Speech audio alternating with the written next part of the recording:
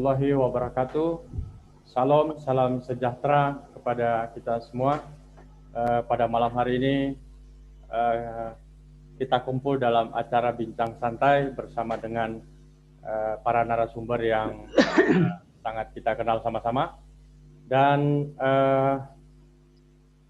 saya berterima kasih kepada para narasumber, khususnya pertama saya ucapkan kepada Pak Pendeta Henritan Dianta MBS, dan juga saya ucapkan terima kasih kepada Pak Pastor Yakob sudah hadir pada malam hari ini. Kemudian di sini juga ada narasumber kita dari Ustadz Yusuf Ismail, ada juga dari Araka Islam, kemudian ada Pak Adi, Pak Yeswartono, dan Pak Henry Pang, Tony Winata, dan Pak Redmi. Nah, teman-teman sekalian, dimanapun Anda berada, tema yang kita angkat pada malam hari ini cukup menarik dan akan dikomentari oleh para narasumber yang sudah kredibel di bidang tema pada malam hari ini. Nah, tema kita pada malam hari ini definisi Nabi berdasarkan Alkitab dan iman Kristen, dan kemudian nanti kita akan korelasikan dengan definisi Nabi berdasarkan perspektif Islam, kira-kira begitu. Nah, sahabat sekalian, tidak panjang lebar, kita akan memulai. Pertama saya akan memulai dari Pak Pendeta Henritan dengan tema yang cukup menarik pada malam hari ini. Salam, selamat malam Pak Pendeta Henritan. Ya, selamat malam. Shalom. Sehat Pak pada malam hari ini Pak Pendeta? Ya, sehat-sehat Pak. Ya, sehat, alhamdulillah. Ya. Oke, Pak Pendeta Henritan,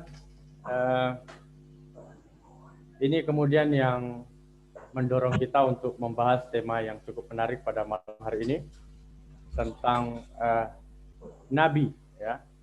Nah, menurut Pak Pendeta Henritan sendiri, kira-kira seperti apa Pak? Definisi Nabi berdasarkan iman Kristen dan Alkitabiah. Waktu dan tempat saya persilakan untuk Pak Pendeta Henritan. Iya. Selamat malam sahabat-sahabatku sekalian, sedulur-sedulurku, Pak Ustadz Yusuf, Ismail, Ko Agustan, juga yang lain, hostnya, dan teman-temanku dari Pak Yakob dan lain-lain sebagainya. Singkat saja ya, nanti kita lebih banyak ngobrol-ngobrol lah ya. Nabi sesuai dengan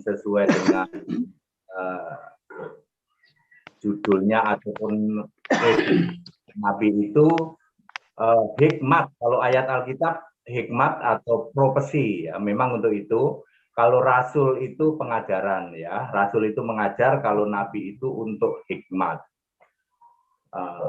Nabi itu di Alkitab yang pertama namanya Abraham. Ya, banyak orang bilang Nabi yang mana-mana, tetapi Alkitab menulis Abraham, Kejadian 20 ayat 7. Ya, itu yang pertama. Nabi Alkitab pertama itu Abraham. Terakhir itu boleh dibilang antara Paulus dengan Yohanes. Dan perjanjian lama semua nabi itu dari Israel, sementara kalau di perjanjian baru 50-50, ada 10 nabi, di perjanjian lama kan ada 30-an. Perjanjian baru nabi itu ada 10, itu 50-50, 5 ini Yahudi asli, 5 ini bau-bau Arab. Ini pakai bahasa yang mudah dimengerti ya. Termasuk di dalamnya ada Barnabas itu dari Siprus, kemudian Simeon itu dari Syria, Lukius itu dari Libya, ya. Menachem itu dari Turki, ya. Agabus itu juga kurang lebih dari Syria, ya. Jadi kalau saya katakan semua nabi dari Israel itu hanya benar perjanjian lama. Tetapi kalau perjanjian baru 5 nama itu di luar Israel, oke. Mungkin dia turunan Yahudi, Pak. Turunan Yahudi di Siprus, turunan Yahudi di Syria, turunan Yahudi di Libya. Bisa saja benar, tetapi itu dipanggil dari luar Israel, ya. Jadi saya, Pendeta Henritan Dianta, tidak alergi untuk mengatakan bahwa ada nabi dari luar Israel. Kalau saya tidak alergi, ya. Ada orang yang alergi katanya, nabi itu semua dari Israel. Perjanjian lama betul, tapi kalau perjanjian baru ada 5 dari luar Israel, kan malah lebih spesifik ke Arab-Araban semua lah, kan Turki, Syria, dari daerah situ itu kan dulu ya, zaman dulu kan masih blok ke Arab-Araban di situ.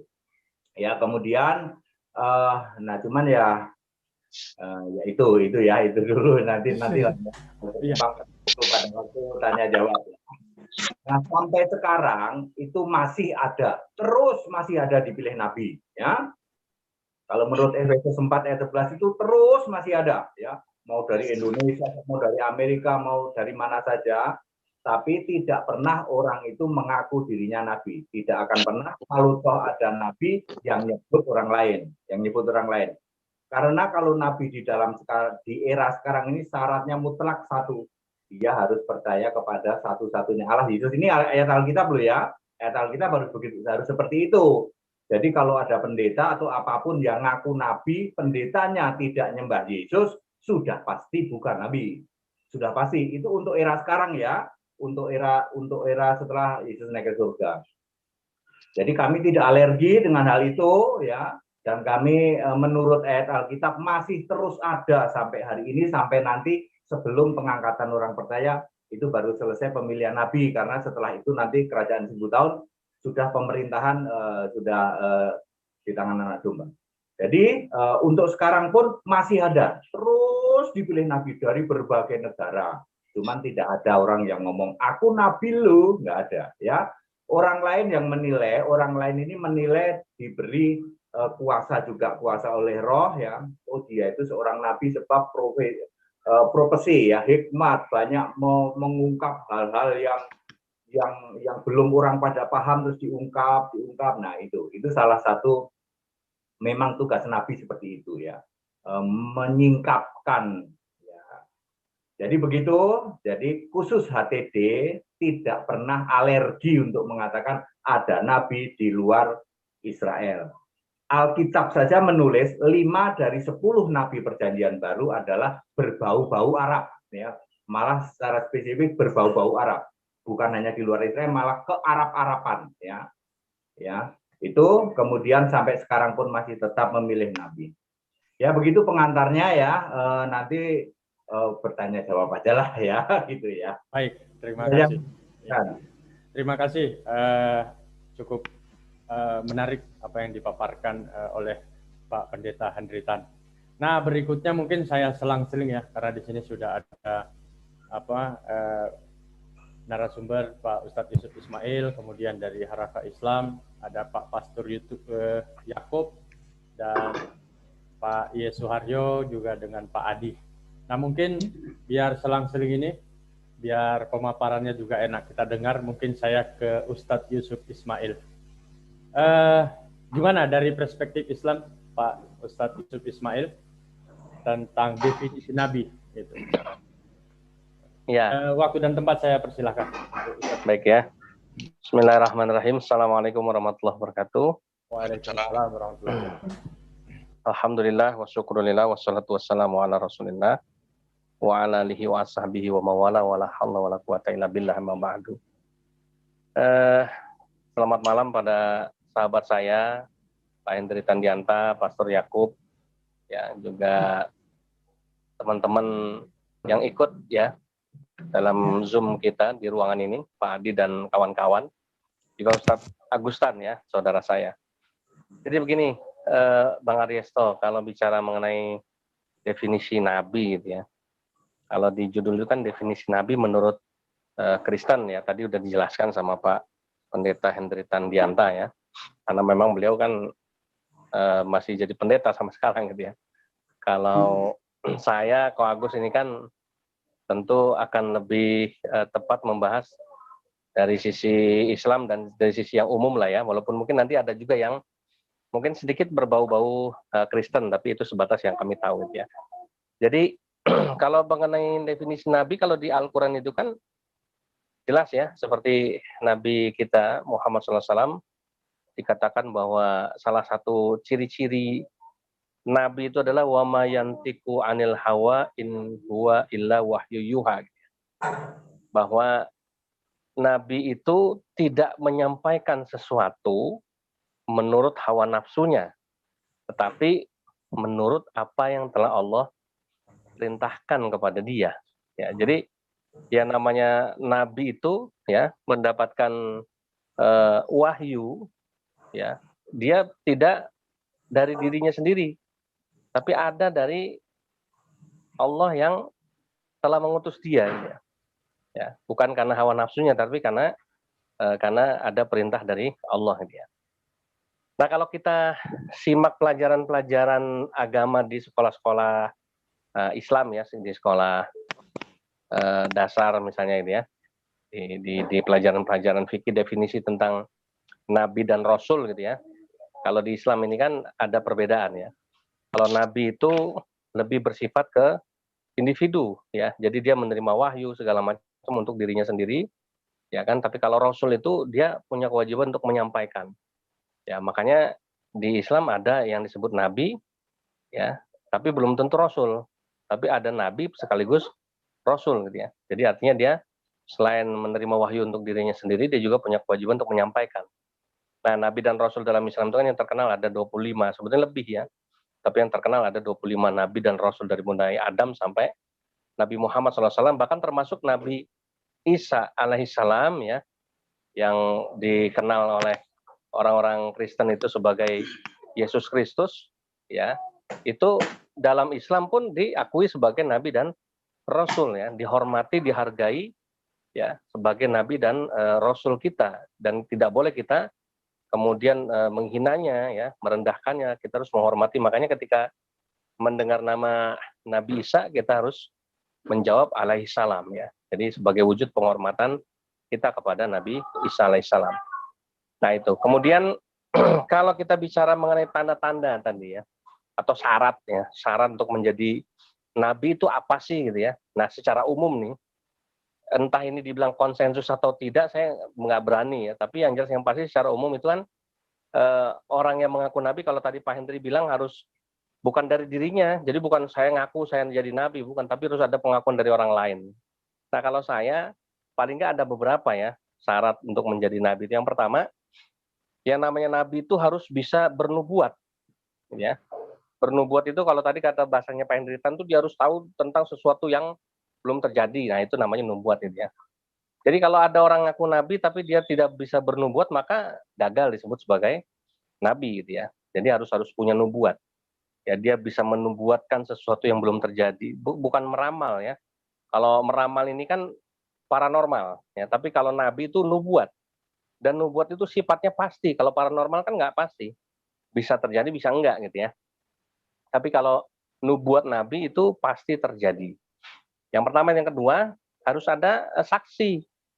Saksi tadi kalau bahasanya Pak Hendritan tadi harus ada pengakuan dari orang lain, dan saksi ini nggak main-main, bukan orang di pasar gitu ya, di jalanan ya, atau mungkin di setting kamu ngomong saya ini nabi loh gitu, nggak bisa begitu.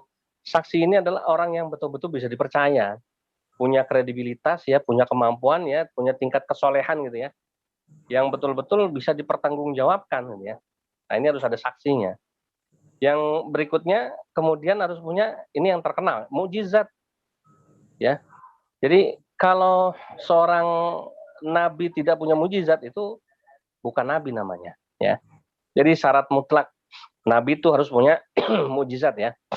Nah jadi gitu. Nah kalau di Islam bedanya sama di Kristen, mukjizat itu kalau di Islam hanya bisa dilakukan oleh para nabi, itu di Islam ya. Tapi kalau di Kristen itu kan yang disebut mukjizat atau miracle itu bisa dilakukan oleh siapapun. Ada pendeta juga bisa bikin mukjizat gitu ya, ada pastor juga bisa bikin mukjizat ya. Nah, tapi kalau di Islam tidak bisa. Yang bisa membuat mukjizat itu hanya nabi ya. Sehingga kalau definisi nabi menurut Islam dan Kristen mungkin agak sedikit berbeda di sini. Kalau di Islam mukjizat itu adalah syarat wajib nabi, kenabian gitu ya. Sementara kalau di Kristen mukjizat ini bisa dilakukan oleh selain nabi gitu ya. Misalnya ketika ada pendeta yang bisa menyembuhkan orang sakit, atau bisa mendapatkan intuisi gitu ya, atau mendapatkan apa namanya ya, mungkin mendapatkan bisikan roh gitu ya. Nah, itu mungkin dianggap sebagai sebuah mukjizat ya. Mungkin ya. Nanti kita dengerin penjelasan dari beliau-beliau. Nah, kalau di Islam nggak bisa. Mukjizat itu hanya dilakukan nabi. Nah, misalnya kalau saya bisa nyembuhin orang. Saya punya kelebihan bisa nyembuhin orang, itu bukan mukjizat namanya. Tapi karomah ya. Karomah itu kekhususan gitu ya. yang diberikan orang-orang tertentu gitu ya. Sehingga dia bisa menyembuhkan orang lain gitu ya. Itu namanya karomah. Nah ini ya. Nah kemudian apa tadi? Nubuat, saksi, kemudian mujizat ya, jadi 3 ya. Kemudian ada lagi apa saya? Kok jadi lupa tadi ya. Tadi udah ingat mau ngomong. Tapi itu dulu lah. Nanti kita ini lagi, kita lanjut lagi. Tadi ada satu lagi. Mas saya lupa tadi ya. Nubuat tadi. Nubuat sudah ya kan, mujizat sudah, saksi sudah. Ada satu lagi saya lupa. Nanti saya ini saya ingat-ingat lagi. Nah, jadi itu ya definisi nabi menurut Islam. Kalau di Islam secara khusus tadi ya, secara khusus adalah kalau nabi itu dia tidak berbicara melainkan wahyu dari Allah ya. Jadi dia tidak boleh menyampaikan sesuatu menurut hawa nafsunya, tapi semua itu adalah perkataan dari Allah. Karena memang fungsi dia diutus itu adalah untuk menyampaikan wahyu gitu ya. Nah, itu seperti itu. Baik, itu dulu yang bisa saya sampaikan. Nanti kita diskusi lebih dipertajam lagi, dan ini berbagi dengan narasumber yang lain. Terima kasih. Assalamualaikum warahmatullahi wabarakatuh. Waalaikumsalam warahmatullahi wabarakatuh. Ya, baik, luar biasa apa yang disampaikan oleh narasumber kita pada malam hari ini dari Pak Pendeta Hendritan dan juga Pak Ustadz Yusuf Ismail. Nah, berikutnya ini saya bergeser ke Pak Pastor Yakub. Ya, kita ingin dengarkan bagaimana opening statement Pak Pastor Yakub tentang definisi nabi berdasarkan Alkitab dan iman Kristen. Waktu dan tempat saya persilahkan, Pak Pastor. Ya, saya hanya tambah sedikit saja. Nanti lebih banyak mungkin ditanya jawab ya, dari kita tanya jawab. Yang jelas, kalau menurut saya juga di samping yang disampaikan oleh Pak Hendri tadi, Nabi pasti itu pada eranya masing-masing ada tujuannya. Ada tujuannya. Misalnya saja, katakanlah Nabi Elia. Nabi Elia, dia waktu itu bertugas banyak, misalnya waktu zaman itu banyak orang-orang yang menyembah Dewa Baal. Misalnya begitu. Jadi, dia tugasnya mempertobatkan orang-orang itu tidak menyembah Dewa Baal. Nah, jadi mungkin jadi tidak all round juga semua hal, tapi ada penekanan-penekanan, misalnya kayak Nabi Yunus, misalnya dia untuk yang mempertobatkan orang-orang yang di Niniwe, misalnya begitu. Jadi dari saya tidak banyak, mungkin lebih banyak nanti ditanya jawab saja. Ya, saya kira jadi demikian. Itu tadi yang mau saya omongin yang keempat tadi. Pastor Yakub tadi. Oh, gitu ya. Jadi nabi itu ada kaumnya kalau bahasa saya. Oh ya, ada kaumnya, ada kaumnya kan. Ya, betul. Ya, itu ada persamaan juga ya, ada persamaan. Ya. Untung oke, terima kasih. Untung ada Pastor Yakub. Kalau enggak, iya. Dapat juga, Pak. Iya. Ya, oke, silakan. Yang lain dulu. Oke, baik. Terima kasih Pak Pastor Yakub. Nah, ini ada beberapa nama ya. Mungkin setelah ini saya berikan waktu ke Pak Adi. Nah, dari Makassar ini, Pak Adi. Karena jauh-jauh kita harus kasih waktu lebih cepat. Dari Makassar. Silakan Pak Adi. Definisi Oke, selamat malam Pak semuanya ya. Malam. Saya cuma nambahkan kebetulan karena keyakinan kami di Kristen. Mengapa kami sebagai rasul maupun sebagai nabi itu ditentukan oleh Yesus sendiri. Ketika banyak fenomenal-fenomenal yang terjadi bahwa orang-orang yang percaya kepada Tuhan Yesus diberi kuasa untuk melakukan kalau dalam hal mujizat-mujizat itu sering terjadi. Tetapi karena tidak ada nama yang diberikan untuk di bumi, di langit, atau dimanapun yang bisa memberi keselamatan. Makanya untuk itulah kami dibekali juga dengan tanda-tanda heran dan mujizat, Pak. Jadi kalau ini saya cuma nambahkan bahwa rasul itu mesti harus dipilih oleh Tuhan sendiri untuk menyatakan seluruh kehendaknya dan nubuatan yang akan terjadi sebelumnya. Jadi memang seorang nabi maupun rasul itu sebagai utusan untuk menyatakan apa kehendak Tuhan, karena orang-orang itu pilihan Tuhan sendiri. Jadi biasanya diperlengkapi juga Pak dengan mujizat dan karunia-karunia Pak. Jadi ada berbagai karunia yang diberikan, tidak semua orang sama Pak. Ada juga karunia untuk menyembuhkan, kadang untuk mengajar, kadang untuk memberi hikmat, banyak macam Pak. Jadi yang penting di sini bahwa segala sesuatunya dipilih oleh Tuhan sendiri, bukan karena orangnya itu sendiri yang mau memamerkan kekuatan atau keahliannya, tidak Pak. Tapi ini semua berdasarkan karena nama Tuhan. Itu aja Pak, saya tambahkan. Makasih Pak. Makasih Pak Adi yang jauh dari Makassar. Luar biasa ya apa yang disampaikan oleh Pak Adi. Nah, karena di sini narasumbernya lebih banyak dari teman-teman Kristiani, maka saya prioritaskan untuk opening statement-nya ke teman-teman Kristiani. Nah, di sini juga sudah hadir Bapak Rahman Idris. Nah, mungkin saya kasih waktu ke Pak Rahman Idris untuk opening statement kita pada diskusi kita pada malam hari ini. Silakan Pak Rahman Idris. Ya, semuanya sudah dirangkum itu, Pak Aristo. Oh Nanti iya, siap. Tambah-tambahan lagi dah. Oh iya, siap. Silakan Pak. Lagi tuntai, lagi tuntai.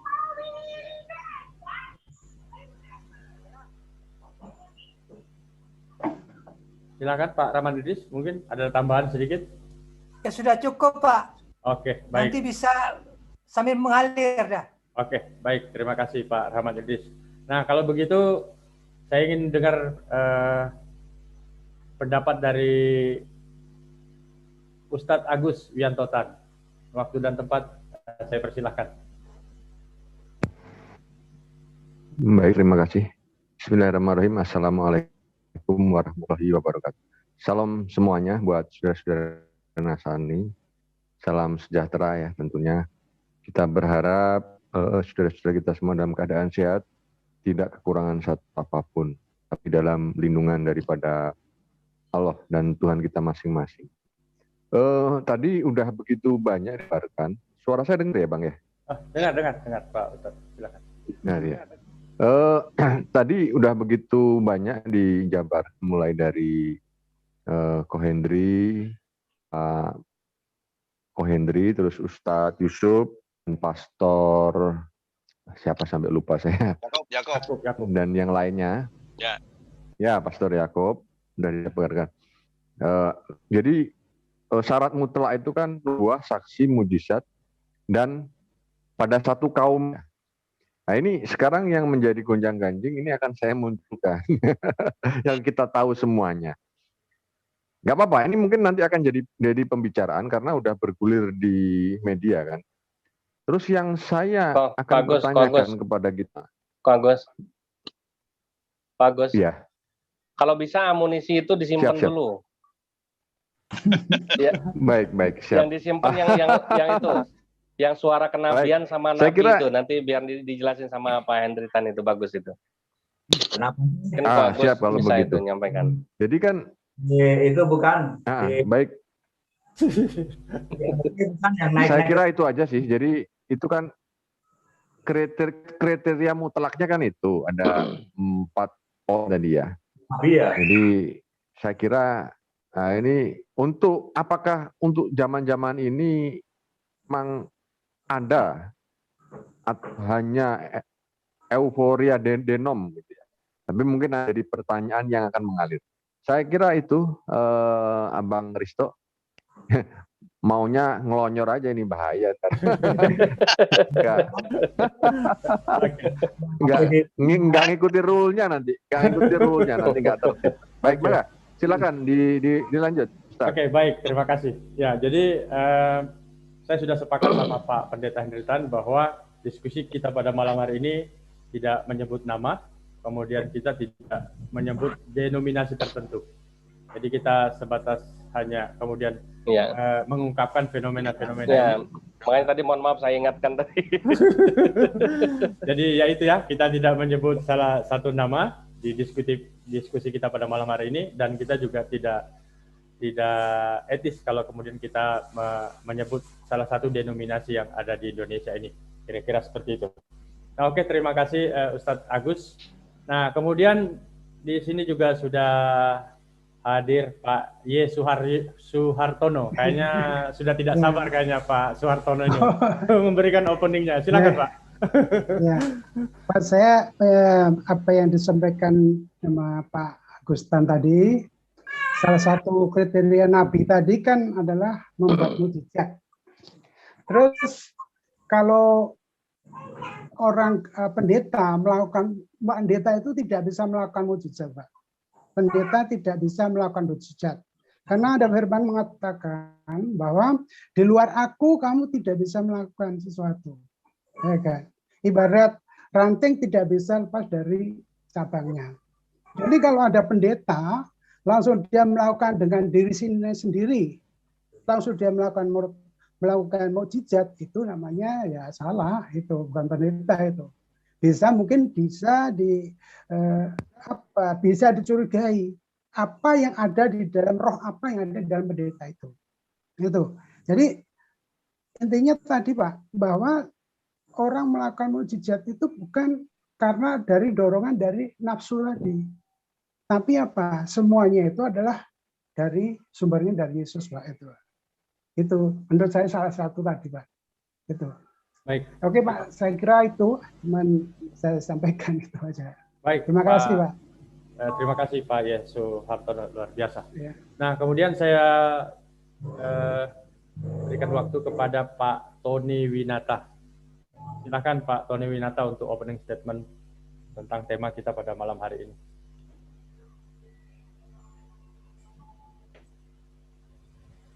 Halo Pak Tony. Biasanya berdoang itu. Enggak, ini Bang Aristo, sebetulnya saya tadi mau dengar dari Ko Agus. Beliau itu punya materi bagus tentang itu, suara kenabian dan nabi itu sendiri. Ini kan mumpung ada Pak Pendeta Hendritan, Pastor Yakub gitu ya. Dan teman-teman Nasrani ini. Jadi mungkin Ko Agus bisa disampaikan Ko Agus yang tadi ini ya. Tentang suara kenabian dan nabi itu sendiri mungkin.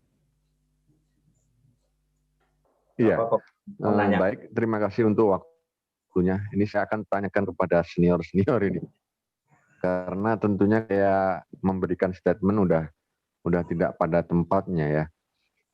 Bagaimana dengan fenomena yang terjadi sekarang ini? Saya tidak menyebut, tapi yang saya maksudin pasti tahu ya. Tidak menyebut person dan tidak menyebut denomnya. Ya.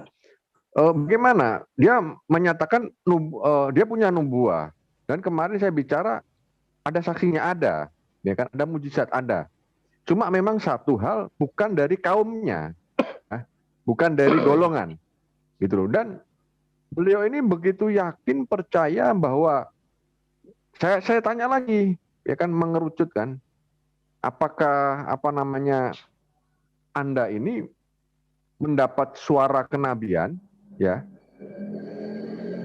atau seorang nabi? Ya.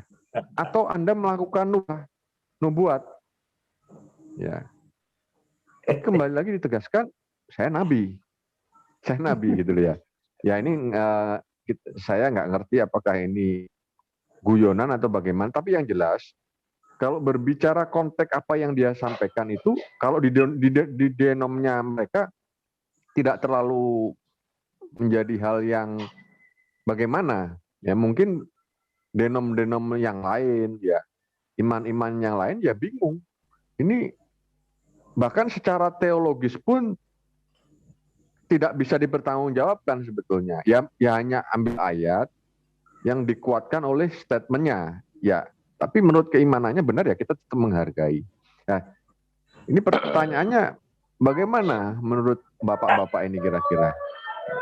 Menurut Pak Pendeta ini, dengan fenomena yang ada ini, apakah ya kriteria kenabian yang disampaikan oleh beliau ini udah layak gitu loh, udah benar atau keliru atau bagaimana kira-kira? Mangga. Oke, baik, terima kasih ya. Jadi nanti sebelum kita ke sesi tanya jawab, jadi kita sisir satu-satu dulu untuk para narasumber.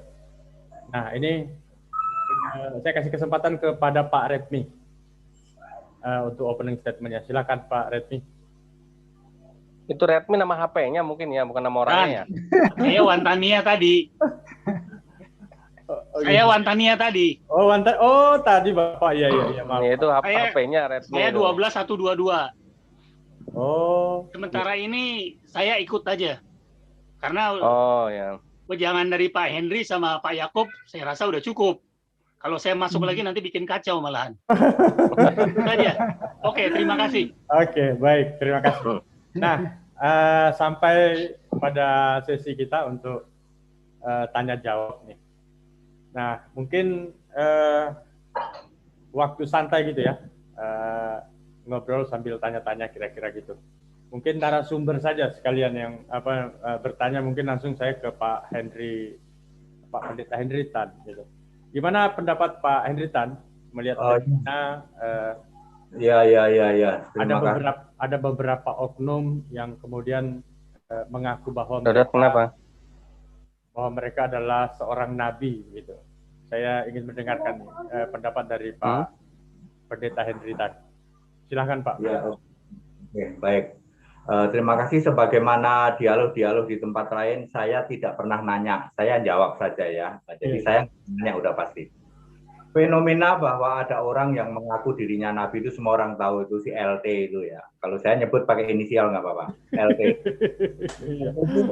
Yang pergi ke surga, lalu yang di surga ketemu kepada yang lanjut usianya. Itu kalau ketemu sama saya langsung diem dia. Ya, semua itu cuman hoak, 100% hoak.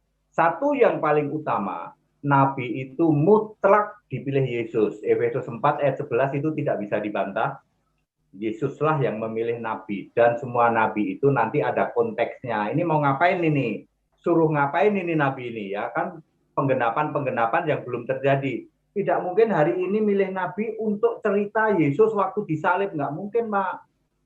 Itu sudah berlalu. Jadi nabi yang dipilih pasti untuk penggenapan yang kalau di kami terutama kitab Wahyu dibuka karena di situ penggenapan semua. Ya. Itu terus tadi seperti saya bilang, lawong dia saja tidak percaya Yesus satu-satunya Allah kok, bagaimana dia mau mengaku nabi? Ya, syarat nabi adalah mutlak dipilih Yesus. Itu ayat Alkitab ya, Efesus 4 ayat 11 ya. Kemudian ya namanya juga menjadikan Yesus satu-satunya Allah. Kemudian yang kedua, tentu saja dia punya misi di sekarang ini apa? Di sekarang ini harus penggenapan kitab Wahyu. Tidak mungkin aku jadi nabi nih, tapi aku menjelaskan dulu zaman Musa keluar dari Mesir, itu semua sudah berlalu.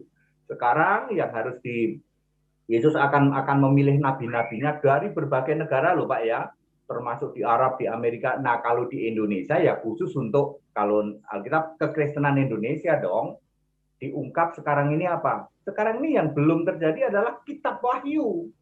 Itu urutan-urutan itu mesti nanti orang itu masing-masing ya. Misalnya nih Pak Yakub misalnya diizinkan oleh Tuhan, Pak Yakub ini bagian urusan Yerusalem baru misalnya, dia akan terus mengungkap Yerusalem baru terus begitu ya. Yerusalem baru tandanya apa, ciri-cirinya apa, dia memang dikasih itu. Apakah dia dibekali mujizat? Yes, pasti dibekali mujizat ya. Cuman mujizatnya itu tidak seperti yang pamer-pamer di jalanan, sama sekali nggak kayak gitu. Terus tidak bisa dia mengaku aku ini nabi lu, ya. Lah sekali dia ngomong aku sudah naik ke surga, hai ya. Untuk tahu surga itu orang nggak usah naik ke surga. Tanya Pak Yakub tuh, cukup baca ayat Alkitab udah tahu kita surga itu di mana, siapa di sana, ya. Siapa di sana, apa yang terjadi di sana, ya. Ada siapa saja. Ya, terus apa saja itu kita nggak usah ke surga untuk tahu surga. Baca ayat itu sudah cukup karena memang sudah very komplit di kitab Wahyu. Sekarang yang belum terjadi adalah Wahyu. Kalau ada orang ngaku nabi, dia sendiri alergi terhadap kitab Wahyu. LT itu alergi terhadap kitab Wahyu. Karena begitu ketemu saya tak jelasin yang lanjut usia itu Yesus, dia tetap ngotot Bapa. Kakak nyambung, ya. Saya ada ayat Alkitabnya, dia tafsir, kakak nyambung. Itu loh. Jadi dia nggak nyambung, nggak akan berani kalau sama saya dia. Mana kamu naik ketemu siapa? Yang lanjut usia. Siapa dia? Bapak. Bapak dari mana ayatnya? Sama Pak Yakub dikasih ayat, ya langsung diem. Iya ya, ternyata begitu ya. Ya. Belum yang lain. Jadi semua itu tidak berdasar sama sekali. Yaitu hanya klaim dia. Salah satu yang paling mendasar adalah dia sendiri tidak percaya Yesus Allah. Bagaimana mau ditunjuk Nabi? Nabi adalah semua dipilih oleh Yesus. Dia sendiri Bapa di surga tidak ada. Kok Agustan itu pernah dengar kan saya? Saya sampai, wah ayo siapa yang bisa menunjukkan di surga ada Bapa? Tidak ada, sementara dia ketemu, kalau ke surga itu ketemu Bapa. Bapa yang mana? Pak Yakub tahu tuh Bapa yang ditemuin. Ya clear ya Bapak-Bapak ya. Itu hanya pengakuan dia sendiri. Seorang nabi yang benar. Satu, dia juga tidak akan ngomong aku nabi. Terus kedua, dia pasti menyingkap. Yang sekarang belum disingkap itu kitab Wahyu. Itu ada 8 hal yang belum disingkap, mulai dari nanti pertama rapture, pengangkatan orang percaya, sampai bumi baru, langit baru. Di situ ada penghakiman. Itu 8 hal itu disingkap. Masing-masing di Amerika ditunjuk orang, di Indonesia, di Arab, untuk umat-umat masing-masing. Tidak mungkin Nabi sekarang kok ceritanya Musa membelah laut. Ya nggak ada. Kalau Nabi zaman sekarang ditunjuk untuk cerita Musa membelah laut, ya nggak ada lah. Ya, itu ya, gitu tanggapan saya ya. Itu di tempat kami Pak jadi bahan tertawaan Pak. Ya, di tempat. Iya. Nah ya, ini menarik. Artinya kalau saya mendengarkan pendapat dari Pak Pendeta Henritan bahwa pengakuan Nabi ini keluar daripada konteks ayat-ayat Alkitab gitu ya. Artinya ini nabi palsu begitu ya. Nah, kemudian saya juga pernah menonton ya di channelnya Pak Pendeta Henritan sendiri, bahwa dalam statement Pak Henritan itu mengatakan dalam Yohanes 3:13 itu tidak ada seorang manusia pun yang bisa ke surga gitu. Gimana Pak Pendeta Henry ini? Karena baru ini kita ketemu, silakan Pak. Makanya kalau ke surga, kan saya selalu ngomong, untuk tahu surga nggak usah naik ke surga. Cukup baca saja ayat Alkitab very detail. Di samping itu kalau Anda ke surga, Anda menabrak itu ayat Alkitab. Tidak ada satupun orang naik ke surga. Lalu, loh kami kok dibawa ke surga? Surga mana? Pak Yakub tahu itu. Surga mana ya? Terus ada bapaknya itu siapa ya? Ya. Itu ya, tidak ada orang pernah ke surga Pak. Ya. Untuk tahu surga tidak perlu harus ke surga. Pak Yakub udah pinter itu sekarang, baca kitab, baca Alkitab, dia udah tahu. Bapak tanya apa juga tahu Pak Yakub, di surga nanti ada siapa saja, ada apa saja, apa yang akan terjadi, mulai dari nanti kedatangan di awan sampai nanti bumi baru. Itu kami Pak ya, kami pelajari itu. Dan kami memang orang-orang mengatakan ini HTD ini spesialis untuk menyingkap kitab Wahyu. Kitab Wahyu di kekristenan, Pak Agustan pasti tahulah, itu dihindari para pendeta Pak. Kitab Wahyu itu dihindari para pendeta karena di situ menjungkir balikkan keimanan. Bagaimana enggak Pak Aristo ya? Di surga tidak ada Bapa, bayangin. Bayangin Mbak, di surga itu tidak ada Bapa, sementara setiap hari Pak Yakub 50 tahun berdoa pada Bapa itu. Pak Yakub mana? Pak Yakub. Bayangin Pak Aristo ya, Pak Ustadz, Pak Agustan. Di surga itu tidak ada satu ayat pun yang bisa menunjukkan di surga ada Bapa. Pak, dulu kan Yesus doa pada Bapa. Itu sudah dulu waktu Yesus jadi manusia. Makanya diungkap di kitab Wahyu. Di kitab Wahyu itu tidak ada satu pun di situ ada Bapa. Tidak ada. Waktu Yesus di bumi, oke, dia masih ngomong Bapa, itu kan kiasan dirinya. Bapak bisa bayangin, Pak Ustadz, Pak Agustan bisa bayangin. Bapak itu tidak ada di surga. Tapi orang hari ini nyembah Bapak terus. Itu loh Pak. Ya. Oke, baik, terima kasih. Karena saya lihat ini Pak Pastor Yakub sudah senyum-senyum ini. Nah, ya, sudah senyum-senyum dan Pak Pendeta Henry menyebut nama Pak Yakub ini. Makanya dari Pak Pendeta Henry saya langsung aja lempar ke Pak Pastor Yakub. Silakan Pak Pastor Yakub. Silakan Pak Pastor Yakub. Gitu. Gimana ini pendapat Pak Pastor Yakub fenomena ada yang mengaku nabi tapi jauh dari konteks ayat-ayat Alkitab. Maka kalau saya mendengarkan argumentasi yang disampaikan oleh Pak Pendeta Henry, wah itu nabi palsu lah begitu, Pak Pastor Yakub. Gimana tanggapan Pak Pastor Yakub? Silakan. Satu, ya, saya belum mau mengatakan, saya tidak mau menghakimi dia bahwa nabi palsu. Ya, saya tidak mau menghakimi dia karena di Alkitab juga ada, ya, memang kriteria nabi palsu. Saya tidak, mungkin saja dia gurau kan, mungkin dia gurau saja, ya bisa saja. Tapi hal berikutnya, saya saja, kita sama ini ya, kita saja jangankan nabi, kita sedikit berpunya aja mau nggak kita bilang saya ini orang kaya? Rasanya kan tidak pada tempatnya ya.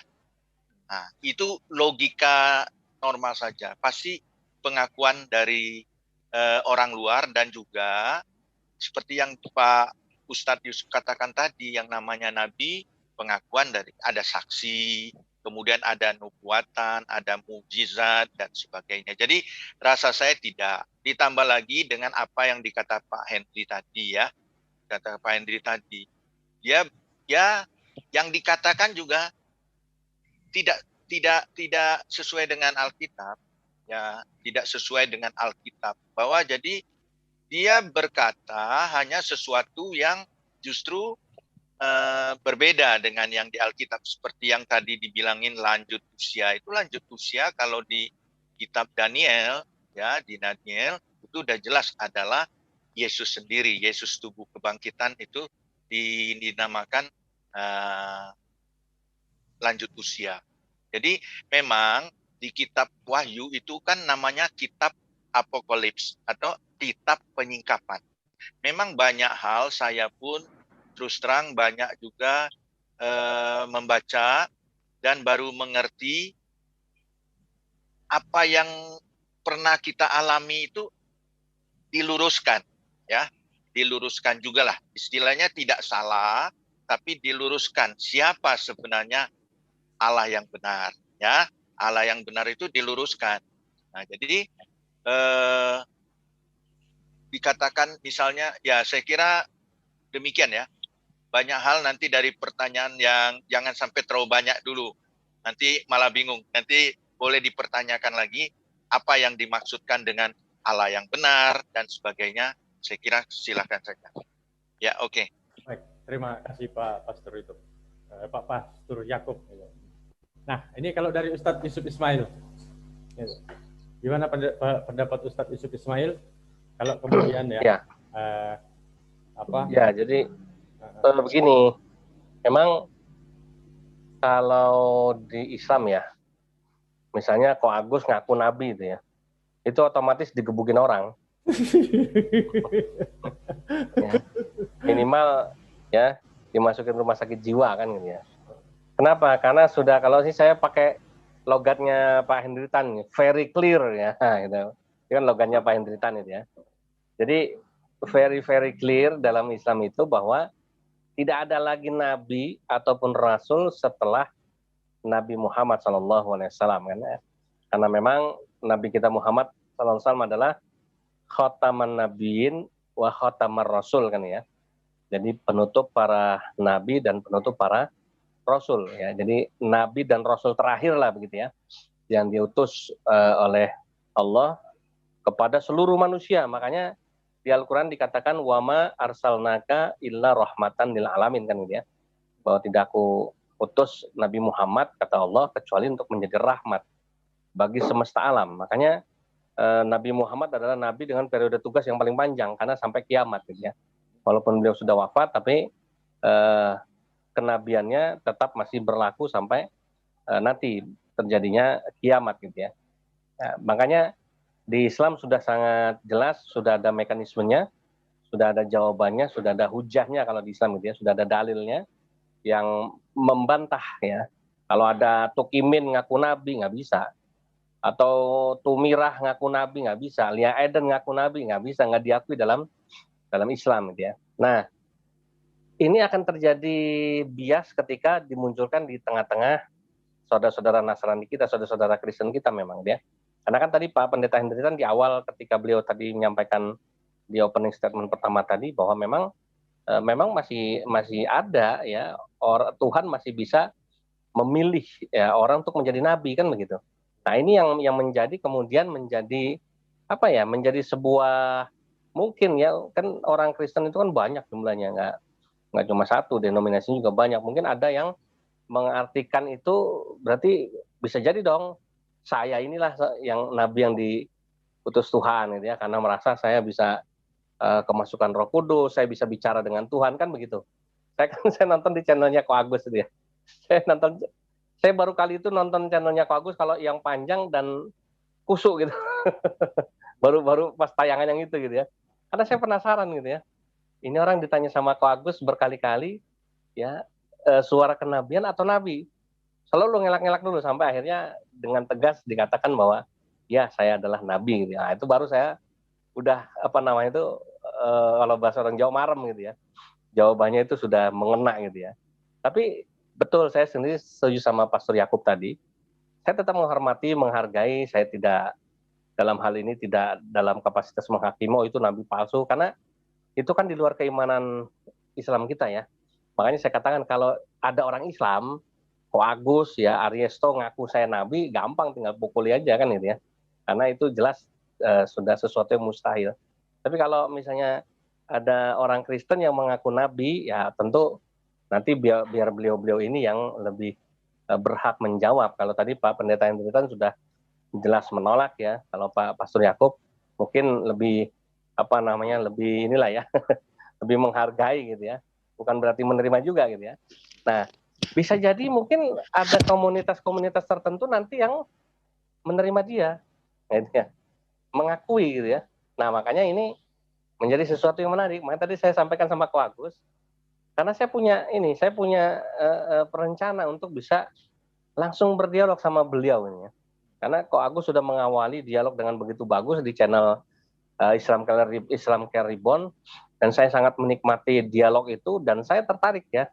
Saya tertarik untuk secara langsung ya melakukan fit and proper test kepada nabi baru ini gitu ya. Itu ya, itu jadi justru ada rasa penasaran ya dari saya kepada beliau. Nah, itu sekali lagi kesimpulannya bahwa ada perbedaan tadi dari Islam maupun Kristen ya, dan yang kedua tadi kita serahkan kepada para tokoh-tokoh Kristen sendiri untuk memutuskan tentang permasalahan nabi-nabi baru yang muncul, mungkin bukan cuma satu orang, dua orang nanti ke depan ini kan sudah semakin akhir, zaman semakin akhir ini, mungkin bisa jadi akan semakin banyak orang yang akan membuat sensasi dengan mengklaim dirinya adalah nabi gitu ya, bukan cuma satu orang aja nanti ya, mungkin akan ada banyak lagi ya, baik di Indonesia maupun di luar negeri lebih banyak lagi gitu ya. Tapi di Indonesia mungkin baru ini saya dengar ya, tapi nggak tahu kalau menurut Pak Pastor Yakub yang sudah jadi Kristen 60 tahun lebih mungkin ya, mungkin ada pernah dengar ya ada nabi baru sebelum yang sekarang, saya nggak tahu gitu ya. Itu aja, mungkin nanti kita berbagi sharing dengan saudara-saudara kita yang lain. Baik, terima kasih. Ya, rupanya saya nggak sadar di sini sudah ada Pak Nyoman Sudarta gitu ya. Nanti berikut ini, tapi saya lihat di sini Pak Adi dari Makassar ini sudah senyum-senyum, kayaknya memang Pak Adi sudah ingin sekali untuk merespon pertanyaan saya ini kan gitu. Nah, silakan saya kasih waktu untuk Pak Adi ini. Iya Pak, terima kasih. Jadi semua memang anggapan itu kita harus terima, dan kita tidak mempunyai hak untuk menghakimi siapapun mereka. Biarkan Tuhan yang menghakimi. Kalau memang betul dari Tuhan akan terbukti Pak.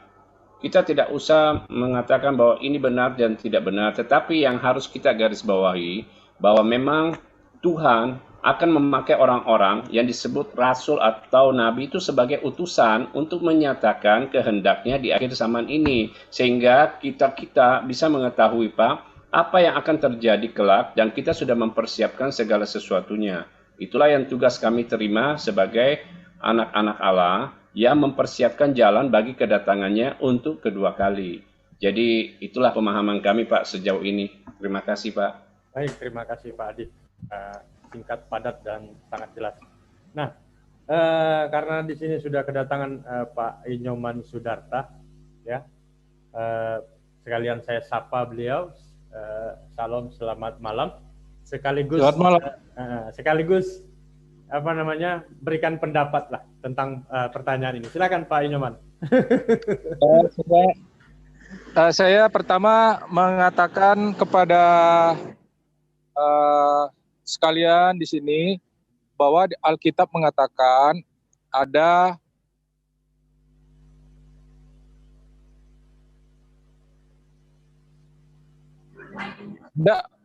nabi beneran, tapi ada juga nabi palsu. Jadi bukan berarti tidak ada nabi beneran. Nah, untuk yang sekarang itu bukanlah nabi secara fisik, tetapi yang sekarang itu adalah yang berkarunia nabi. Artinya bisa melakukan seperti yang dilakukan nabi, misalnya bernubuat atau mendengar suara Tuhan. Tetapi ini harus diuji, apakah dia bohong ataukah beneran. Nah, salah satu alat ujinya adalah kalau nubuatnya itu terbukti benar, nah itu bukan nabi palsu. Tapi kalau nubuatnya itu ternyata salah, ya itu jelas nabi palsu. Lalu kalau pengakuan pernah ke surga juga harus ada konfirmasi dari orang lain yang tidak dia kenal, yang diberitahukan oleh Tuhan bahwa dia diangkat ke surga. Nah, kalau tidak ada konfirmasi dari pendeta lain atau hamba Tuhan lain, ya nggak bisa dipercaya juga seperti itu, mengaku-ngaku telah pergi ke surga. Seperti itu, Pak. Oke, baik. Terima kasih Pak Inyoman Sudarta. Ya, nah, jadi memang kemarin ya kalau nggak salah memang Pak Ustadz Agus Yantotan mungkin ya sudah berkomunikasi langsung ya, gitu kan, dan menanyakan tentang kenabian nabi dari Indonesia lah, kira-kira seperti itu ya. Nah, jadi saya minta pendapat dari Ustadz Agus Yantotan. Silakan Ustadz.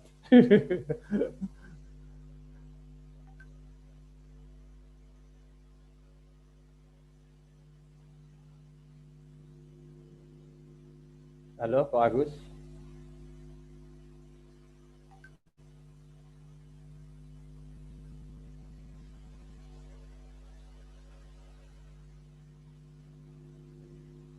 Halo, suara saya dengar? Ya, sudah dengar, Pak Agus. Silahkan.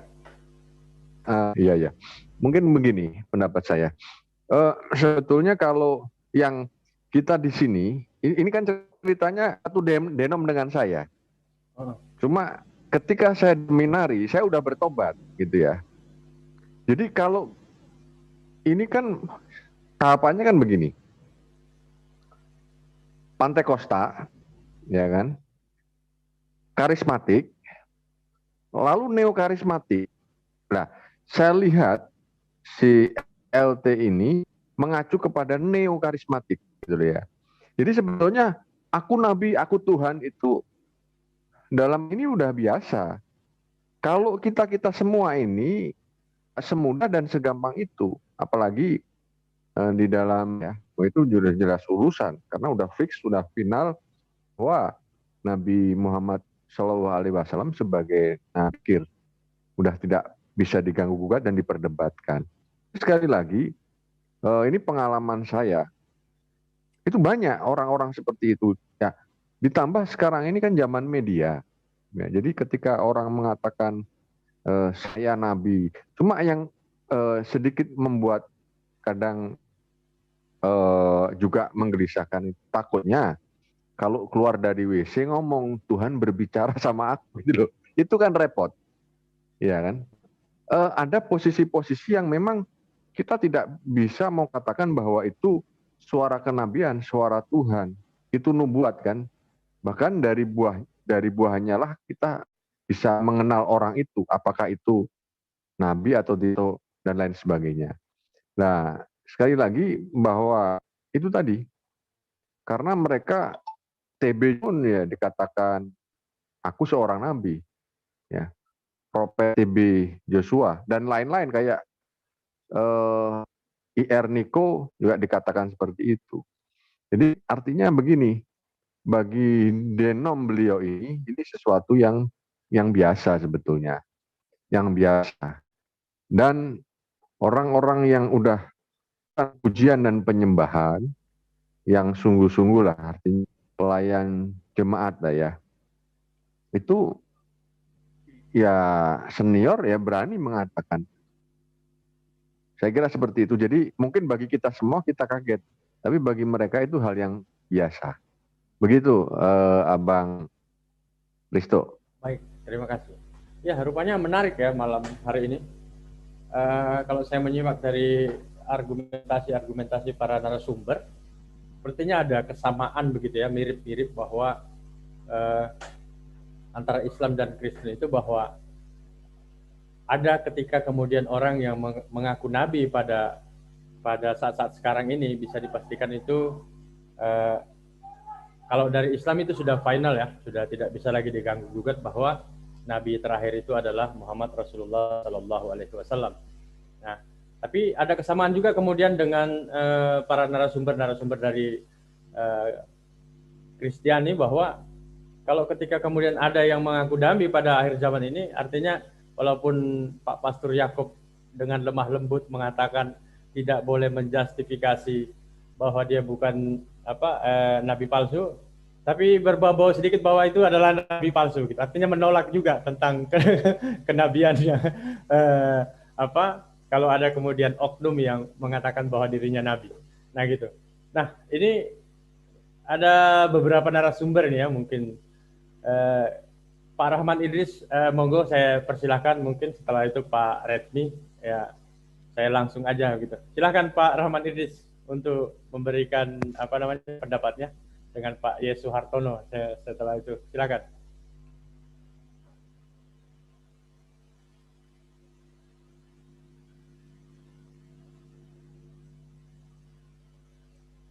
Belum kedengaran Pak Rahman Idris, suaranya masih ke mute. Iya Pak, seperti nabi-nabi zaman dahulu,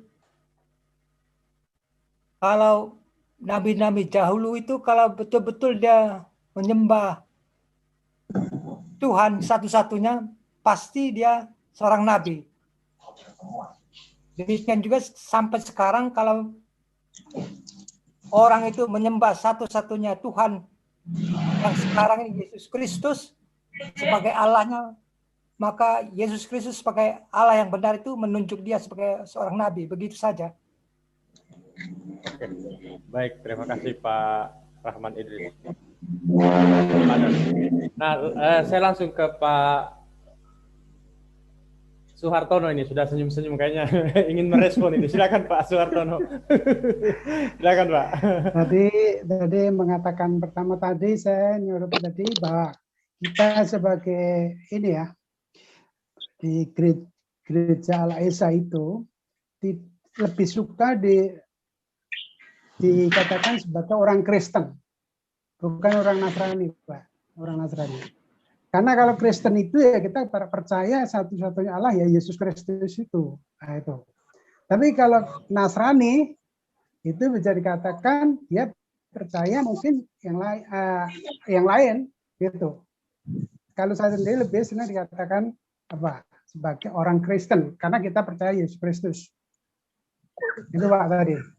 Oke. Itu. Dengar Pak? Ya.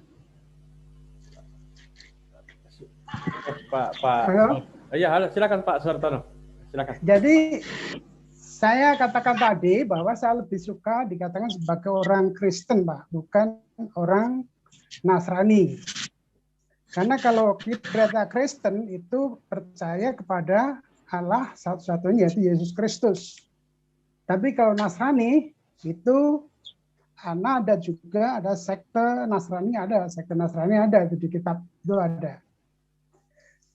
Selanjutnya juga saya ini Pak untuk mengenai seorang nabi itu lebih baik biar orang lain yang menilai aja. Dia punya talenta apa yang mereka miliki, yang diberikan oleh Tuhan Yesus Kristus, talenta apa yang dimiliki, karena masing-masing itu akan diberikan lain-lain itu Pak.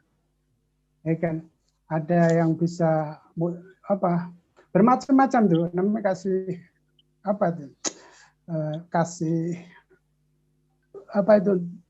bukan buah roh, tapi talenta yang khusus diberikan oleh Tuhan Yesus itu. Itu Pak. Jadi itu ya. Oke, baik. Terima kasih Pak Tuhan. Terima kasih Pak Suartono. Pemaparan yang sangat baik.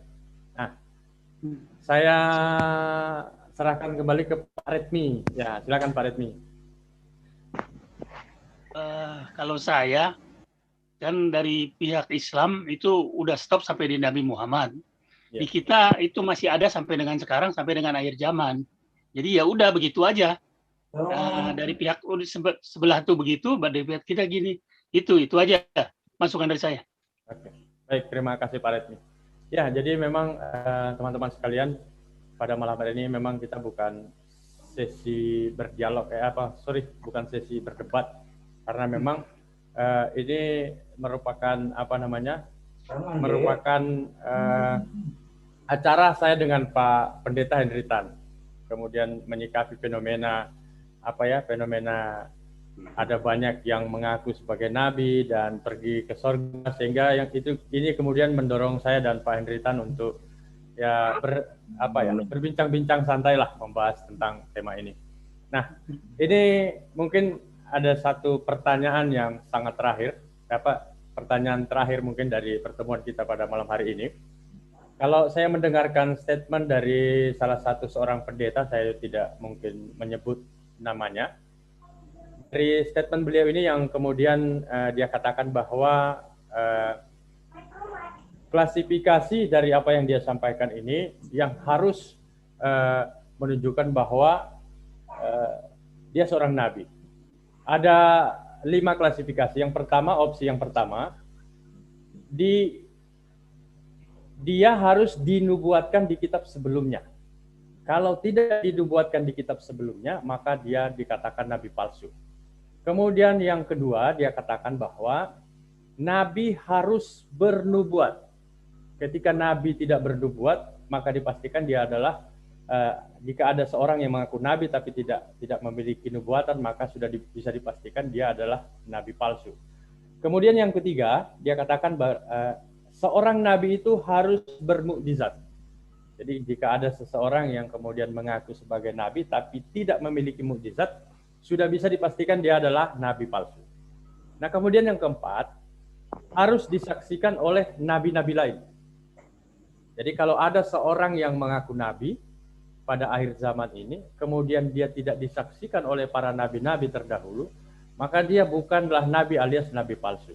Nah, yang terakhir dia katakan bahwa nabi harus dari Bani Israel.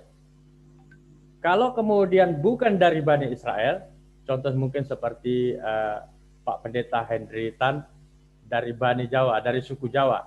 Artinya kalau kemudian Pak Pendeta Henritan mengaku sebagai seorang nabi, maka dipastikan ini adalah nabi palsu. Nah, pertanyaan ini mungkin kita akan respon dari. Jadi bagaimana kemudian pendapat Pak Henritan dari 5 klasifikasi syarat yang disampaikan oleh seorang pendeta yang sudah sangat terkenal, dan saya tidak, seperti janji saya bahwa saya tidak akan menyebut nama pada malam hari ini, dan saya juga tidak akan menyebut denominasi salah satu denominasi yang ada di Indonesia ini. Silakan Pak Pendeta Henritan. Itu 5-5-nya tidak ada di Alkitab. Jadi standar kebenaran Kristen itu tertulis di Alkitab apa tidak? Efesus 4 ayat 11 jelas Yesus masih berkata, dialah yang memilih nabi-nabi, nabi, rasul, dan seterusnya. Ya, tidak ada itu. Nabi harus punya mujizat, nggak ada kayak gitu. Ya, ada nabi yang tidak pakai mujizat juga.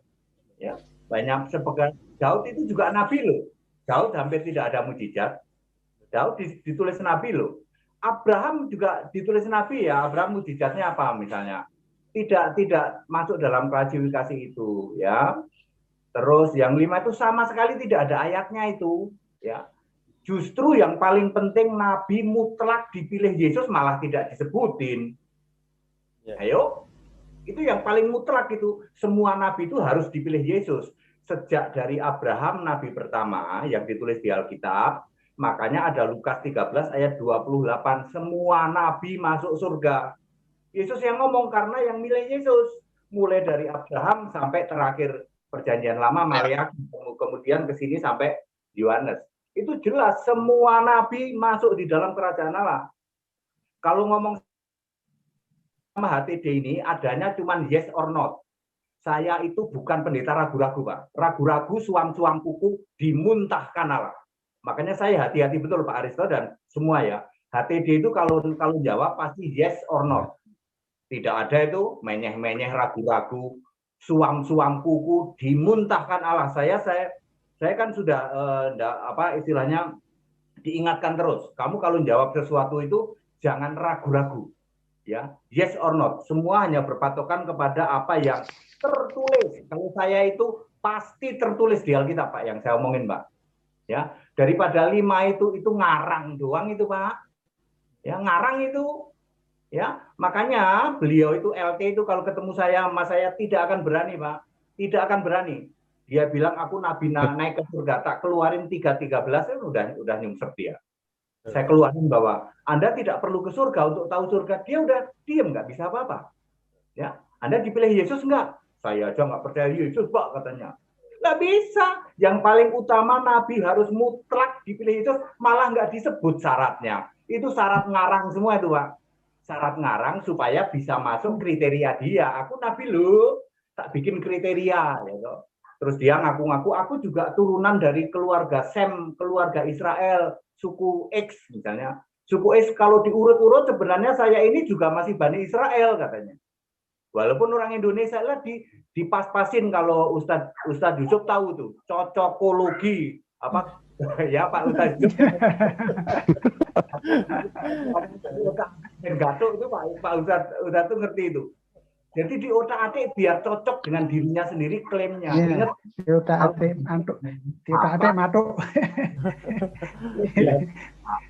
Di otak-atik mantuk. Sampean sebutin 5-5-nya itu cuman di karang-karang biar cocok dengan dia. Itu Pak ya. Oke. Ya. Terima kasih Pak Pendeta Henritan. Artinya kalau saya sebagai moderator pada malam hari ini sebatas bertanya dan mungkin pemirsa yang silakan menyimpulkan pertanyaan saya dan juga jawaban dari Pak Pendeta Henritan. Dan iya, saya sih sepakat ya, sepakatnya dalam opsi yang kelima. Nabi harus dari Bani Israel. Kalau saya Muslim kan saya tentunya tidak sepakat dengan persyaratan ini sebab Nabi saya dari Arab begitu kan. Jadi artinya ini menggugurkan statement dari Pak Pendeta yang menyampaikan syarat harus dari Bani Israel gitu kan. Nah, mungkin Pak. Kemudian Nabi Adam kan dari mana Pak? Kan bukan orang Bani Israel, kira-kira seperti itu kira-kira ya. Nah, ini. Tapi ini kita hanya sharingan saja begitu. Nah, selanjutnya siapa ya? Pak Pendeta Yakub, Pak Pastor Yakub. Silakan Pak Pastor Yakub. Dari 5 opsi yang di persyaratan yang ya, saya sependapat dengan Pendeta Henry. Kita referensi orang Kristen itu harus Alkitab, Pak. Jadi memang tidak ada tertulis di Alkitab yang persyaratan itu bahwa Perjanjian Lama itu semua orang Yahudi atau Israel, ya kenyataannya memang demikian. Tapi tidak ada tertulis. Yang tertulis itu justru dikatakan yang memilih Nabi, Rasul itu Yesus. Jadi kalau itu tertulis, jadi itu tidak bisa dibantah. Nah, tidak bisa dibantah. Nah, rasa saya memang semuanya tidak ada tertulis. Jadi bagi saya seperti yang dikatakan tadi ya, bahwa yang mengaku itu nabi. Pertanyaannya pertanyaannya satu, benar nggak dia dipilih Yesus? Itu pertanyaan besar. Kedua, benar nggak dia percaya Yesus? Kalau dia tidak percaya Yesus, kan tidak mungkin dipilih Yesus. Sama juga tadi pertanyaan awal ya dari Pak Ustadz Yusuf soal yang mujizat ya. Kalau bagi di Alkitab justru disebutkan Pak, orang yang bisa bermujizat dikatakan mujizat. Bagi kita kan dikatakan mujizat, misalnya menyembuhkan orang sakit misalnya, ya. Nah, itu di Alkitab ditulis, Pak, bahwa sumber dari mujizat itu ada dua, satu dari Yesus, satu dari Beelzebul disebutkan. Jadi bisa saja orang yang punya kelihatannya mujizat itu bukan dari Tuhan. Ya, bisa saja. Itu kembali lagi saya setuju juga dengan Pak Ustadz Yusuf bahwa yang namanya nabi itu harus dia dari Tuhan. Nah, yang mujizat tadi, syarat nabi juga kan harus mujizat. Tapi ada orang yang bisa menunjuk seolah-olah dia bermujizat. Tapi sebenarnya mujizatnya bukan dari Tuhan. Kita saja tertipu, tanda petik tertipu, bahwa itu dari kuasa yang lain, Pak. Jadi kita juga tidak boleh cepat-cepat juga, harus diuji bahwa itu benar dari Tuhan. Jadi menurut saya demikian, apa yang dikatakan dia yang 5 tadi, tidak ada, memang tidak ada tertulis. Tidak ada tertulis di Alkitab. Yang tertulis justru Efesus 4 ayat 11 itu, Nabi harus dipilih oleh Yesus sendiri. Ya, saya kira demikian, Pak. Baik, terima kasih Pak Pastor Yakub. Nah, kemudian saya Pak Ustadz Yusuf Ismail. Gitu. Saya ulangi lagi pertama ya. Nabi harus udah hafal itu, hafal. Oke, siap. Silakan Pak Ustadz Yusuf Ismail. Saya tahu yang ngomong itu siapa. Iya, siap. Silakan Ustadz. Cuma karena tadi sepakat ya, karena Ustadz Agus juga nggak boleh nyebut nama, saya juga nggak nyebut nama. Dan itu sebetulnya, ya mohon maaf ini sambil guyon gitu ya. Kalau tadi Pak Hendritan bilang, Pak Pendeta Hendritan bilang, ngapain, kalau mau tahu di surga itu seperti apa, nggak perlu harus ke surga ya. Ilustrasinya kan kayak lagunya Enno Lerian gitu ya.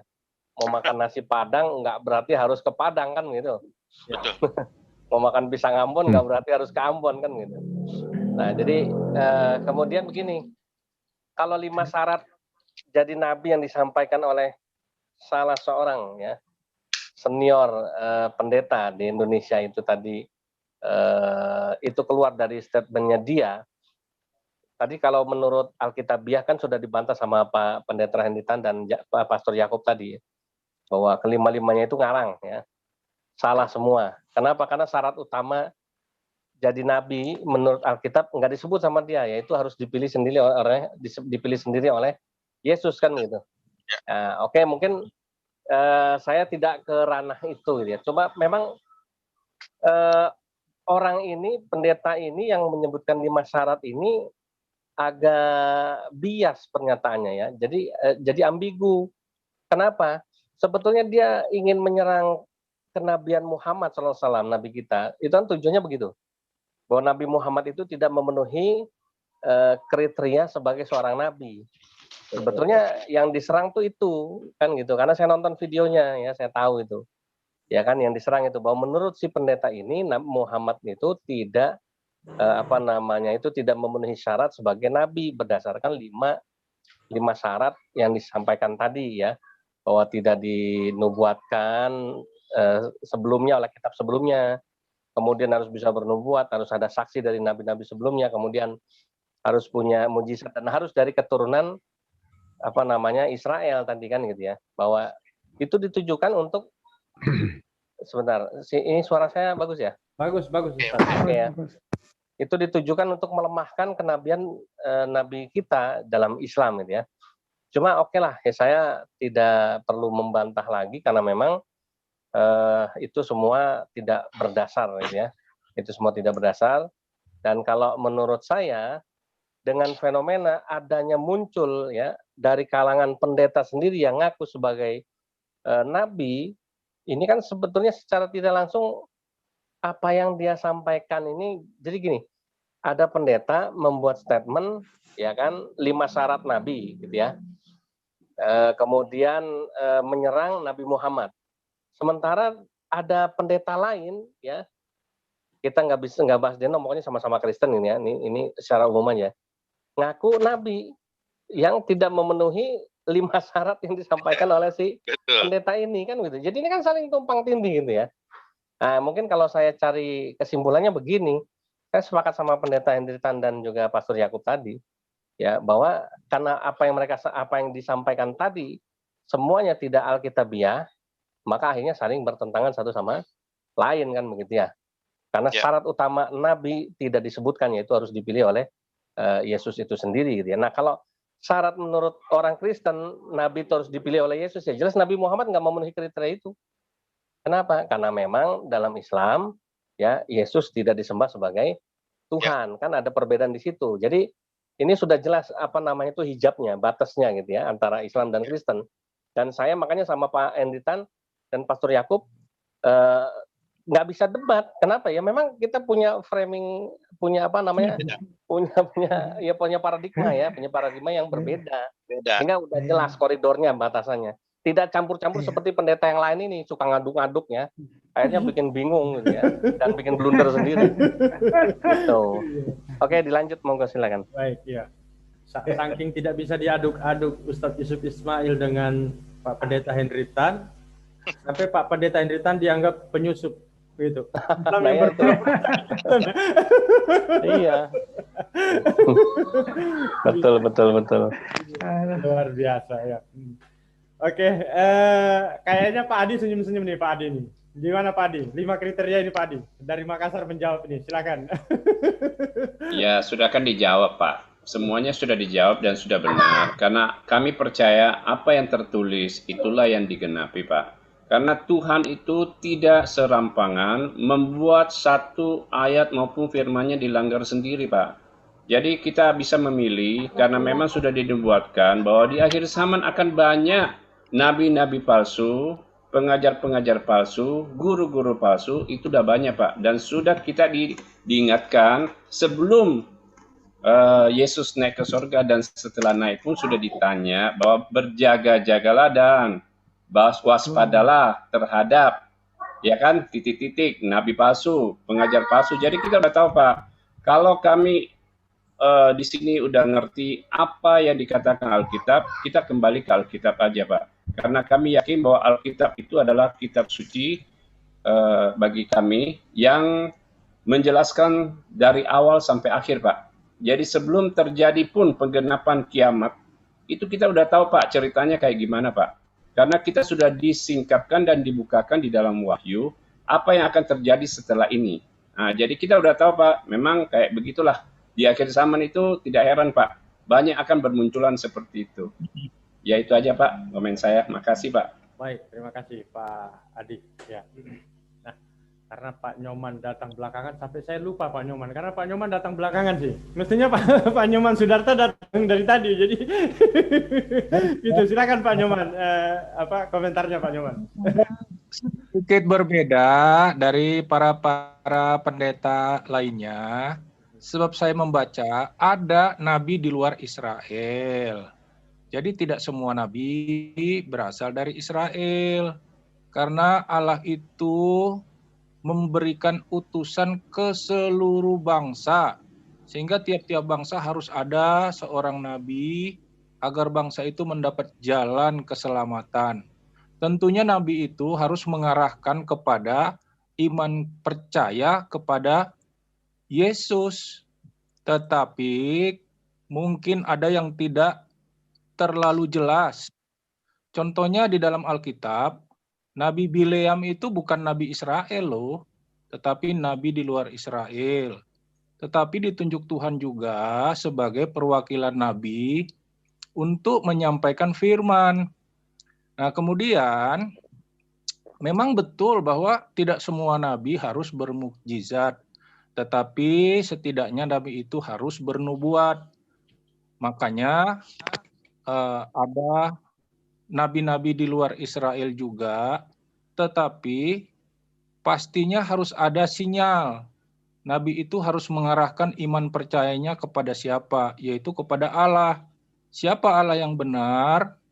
Allah yang benar itu adalah Yesus Kristus. Jadi mungkin pemahaman mengenai siapa yang dituju oleh tiap nabi, yang ditunjuk oleh Allah, itu harus dipahami secara benar apa yang tertulis di dalam Alkitab masing-masing nabi itu. Jadi yang saya bantah adalah tidak benar semua nabi berasal dari itu. Tetapi saya tidak pernah menemukan nabi setelah zaman perjanjian baru. Yang adalah untuk zaman sekarang ini seperti yang saya katakan tadi, karunia nabi, karunia bernubuat. Sebab memang terbukti beberapa di antara hamba-hamba Tuhan ada yang bernubuat dan itu terbukti. Tapi ada juga yang bernubuat tetapi tidak terbukti. Nah, setiap yang mengaku berkarunia nabi itu akan teruji sendiri dengan apa yang dia nubuatkan terjadi atau tidak. Seperti itu pemahaman saya. Baik, terima kasih Pak Inyoman Sudarta, pemaparan yang sangat bagus sekali. Gitu. Nah, ini apa ya? Saya sampai kebingungan bertanya karena para narasumber ini sebelum saya tanya sudah dijawab semua, apalagi Pak Pendeta Henritan ini. Jadi sampai kehabisan pertanyaan. Kira-kira begitu ya. Nah, silakan Pak Suhartono. Gitu. Saya kira saya idem Pak, langsung sama tadi Pak. Yang sudah sampaikan Bapak-Bapak tadi, Pak Herdri tadi. Oke, langsung ke Pak Retni kalau begitu. Setelah ini Pak Rahman Idris. Ya, kalau saya tuh sudah dijawab semua, baik dari pihak Islam, baik dari pihak Kristen. Jadi nggak ada tambahan lagi. Saya kira udah cukup. Oke, baik. Terima kasih. Ya. Nah, jadi teman-teman sekalian, mungkin dari Pak Pendeta Henry Tan masih ada yang mau ditambahkan? Ya. Begini, sederhana saja ya. Saya itu begitu enjoy, kenapa? Karena saya hanya ngomong yang tertulis di Alkitab. Siapapun boleh menghakimi HTD, ini sesat, ini apa, kita happy-happy saja. Karena saya hanya ngomong yang tertulis. Mereka itu ngomong gitu doang, tak, ayo sini ketemu. Nggak berani. Karena kalau yang tertulis mau dibantah pakai apa? Anda boleh ngomong sesuka hati, saya nabi, saya begini-begini. Tertulis semua. Enggak Pak ya, kalau enggak jangan ngomong sama HTD, nggak bakalan bisa. Gitu loh Pak. Ya. Jadi Pak, kenapa kita suka ketawa-ketawa aja kayak gitu. Saya tunjukin satu ayat, udah melanggar. Tidak mungkin Pak, yang namanya kebenaran, yang namanya itu kok nabrak ayat itu nggak mungkin Pak. Itu sudah pasti tidak mungkin. Siapa yang berani membuat statement tentang persyaratan 5 nabi? Betul, kayak pendapat Pak Ustadz. Itu untuk menyudutkan yang sana dengan syarat semua harus Israel, harus ada nubuatan. Itu kan untuk menyudutkan yang sana gitu loh. Sebagai nabi, dia lupa dan dia nggak ngerti. Ternyata bertentangan juga sama yang kriterianya yang itu tadi ya. Itu kami ketawa-ketawa aja Pak soal itu Pak. Saya ingin sampaikan kepada yang lain juga, selama yang kita diberitakan itu yang tertulis tok Pak di Alkitab, wes Pak, nggak bisa dibantah Pak. Apapun, makanya saya kan keras Pak ya. Saya ini pernyataan saya keras, tapi mereka hanya bisa bilang kupingku merah Pak HTD, tapi mau bantah nggak bisa. Kupingnya merah memang Pak. Memang banyak pendeta-pendeta yang merah kuping kalau dengar khotbah saya, tapi mau bantah nggak bisa. Lah Alkitab mau dibantah apa? Itu loh Pak. Saya ingin nambahkan itu saja. Jadi kepada saudara-saudaraku, Pak Ustadz, Ko Agustan juga yang lain, ketika dengar begitu, ya kalau perlu sekali dua kali tanya ke saya aja. Ayat Alkitab nggak Pak? Kayak gini orang ngomong gitu. Saya langsung jawab, enggak gitu ya. Kayak Pak Aristo kemarin kan, naik ke surga Pak, kasih tahu ini. Lah kalau dia ngotot, ya itu urusan dia ngotot. Tapi kan sudah tahu tidak ada orang pernah ke surga. Tapi dia tetap ngotot Pak. Ya kan akhirnya Bapak tahu ayat Alkitab mengatakan tidak ada orang ke surga. Tapi dia ngotot. Nah berarti dianya yang cuman ngotot doang. Gitu loh Pak ya. Yang lain begitu yang saya maksudkan, selama kita yang beritakan ini yang tertulis, walawong yang tertulis itu sudah memang kebanyakan orang nggak tahu Pak. Orang nggak tahu link ayat ini kan lompat-lompatnya jauh-jauh Pak. Ya. Lompatnya jauh-jauh sehingga orang itu nggak tahu gitu loh Pak. Tapi ya kalau bagi saya sih simpel-simpel saja. Saya sih happy-happy saja selama yang saya beritakan hanya yang tertulis. bikin mereka tidak. Nah, itu saja saya, ya. Oke.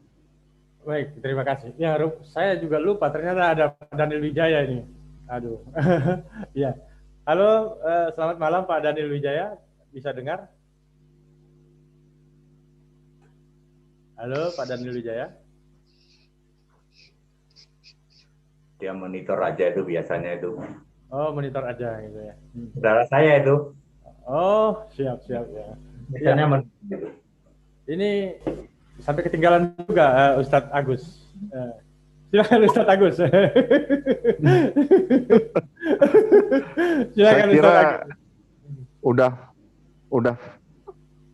udah very clear katanya Ko Hendri kan. Tapi sebetulnya begini. Tadi sudah saya katakan kan, kalau seperti ini nih hal-hal yang sebetulnya biasa kalangan karismatik itu, neo-karismatik gitu ya. Ini berkaitan tentang Rasul dan Nabi. Bagaimana kemarin itu ada yang aku Tuhan loh, apa nggak mumet lagi kita? Kan? Tuhan masuk YouTube. Ayo, sekarang bagaimana? Gitu loh. Makanya ini kan masih di bawah Tuhan ini. Ini empunya kerajaan surga datang sendiri nih berbicara gitu loh. Jadi memang beda denom, beda dogmatika. Ya, kita tarik napas saja lah.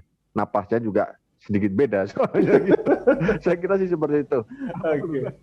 Mungkin Ko Hendri mau jawab ini, kalau Tuhan berbicara gimana lagi itu kira-kira perspektifnya? Mungkin boleh dijawab dikit-dikit atau? Tuhan berbicara ya, saya kasih tahu. Yang bisa ngomong itu Yesus, kalau Bapa nggak bisa ngomong. Ayo, Yohanes 5 ayat 37.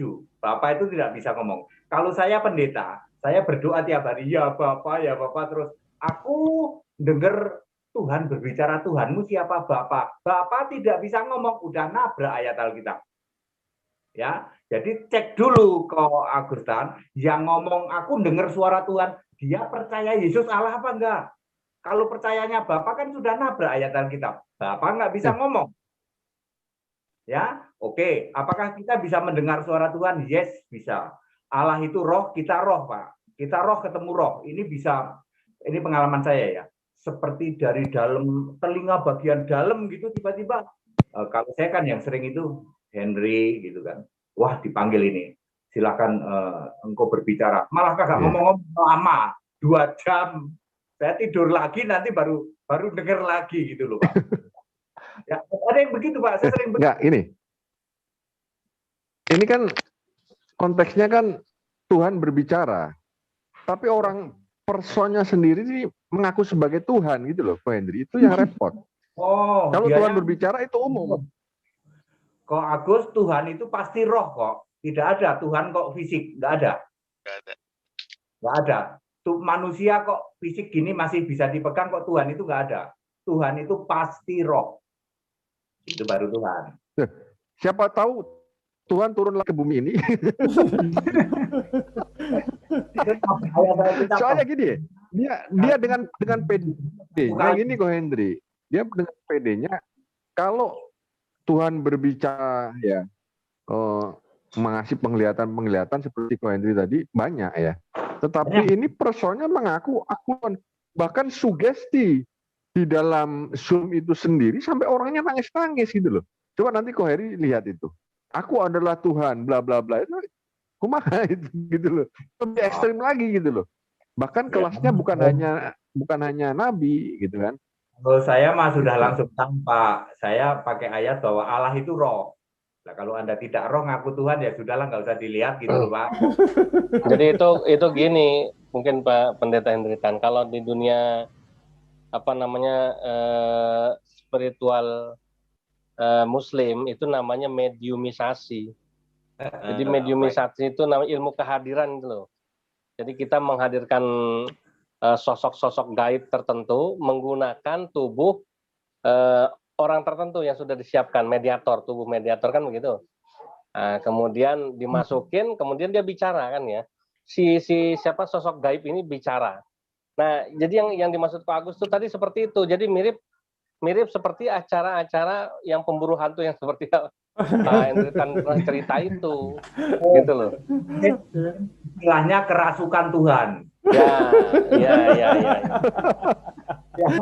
Tuhannya siapa? Wah, kita ini ketawa ada orang kerasukan Tuhan, ya toh. Kan dia ngomong, aku ini gini. Lah ini kerasukan Tuhan. Ya lucu aja, Pak, ya. Iya. Saya baru mendapat istilah baru pada malam hari ini, kerasukan Tuhan ya. Ngomong aja.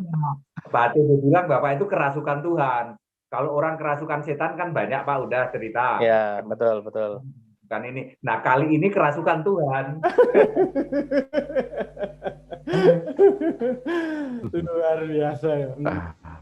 Rupanya apa ya? Saya ternyata ketika berjumpa dengan Pak Pendeta Hendritan, berjumpa juga dengan Pak Pastor Yakub dan lainnya, wah enjoy. Saya jadi apa ya? Jadi ketagihan gitu, pengen sama Pendeta Hendritan.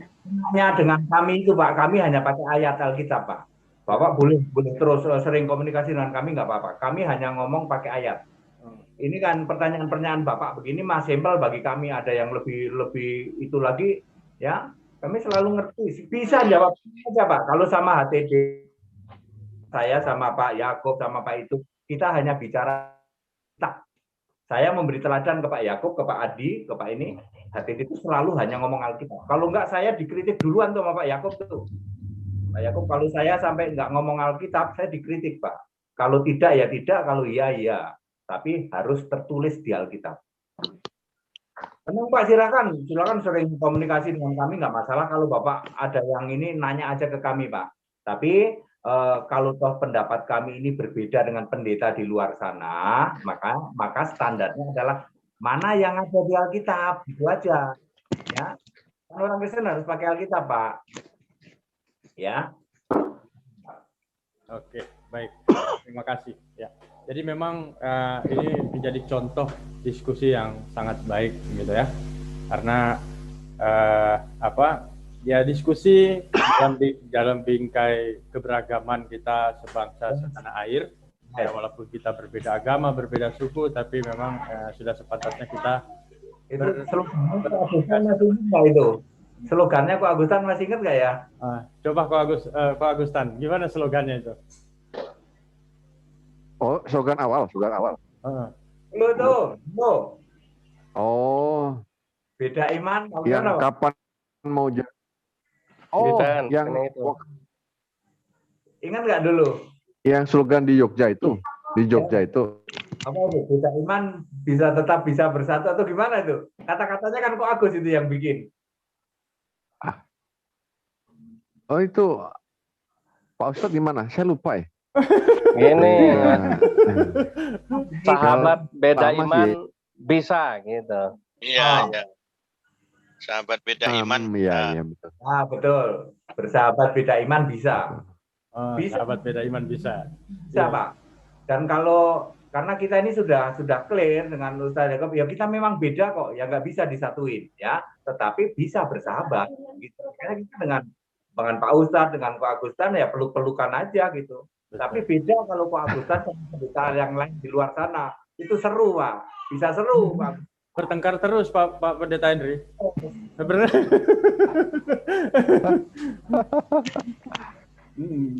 Rukun beda agama bisa gitu ya.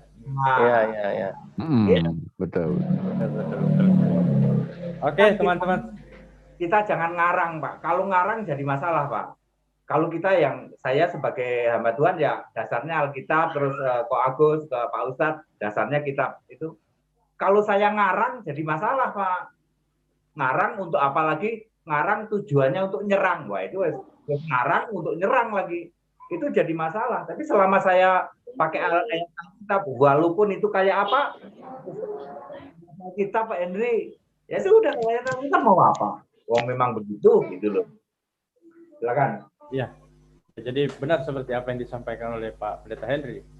Nyerang sana, tapi nabrak. Ternyata nabrak juga di sini, gitu kan? Akhirnya jadi dilema gitu. Gitu. Oke, Mungkin dari senior-senior mungkin masih ada yang mau ditambahkan dari Ustadz Yusuf, dari Pak Pastor Yakub dan Pak, saya mau ada pertanyaan sedikit ke Pak Ustadz Agustan. Ya. Pak Agus, Baik. ini kalau berdasarkan dia yang mengaku itu tadi, yang dia tampilkan atau yang dia utarakan menunjukkan kenabiannya itu apa? Contohnya, dia tidak sampaikan. Ya, yang pertama dia nubuat, dia ada. Terus apakah hanya itu? Dia bilang ada saksi, ada orang yang berglosolali. Sekia lama taka. Oh, hambamu, engkau adalah seorang nabi yang diutus oleh Allah gitu kan? Ya. Nah, mujizat dikatakan dia juga punya, ya kan?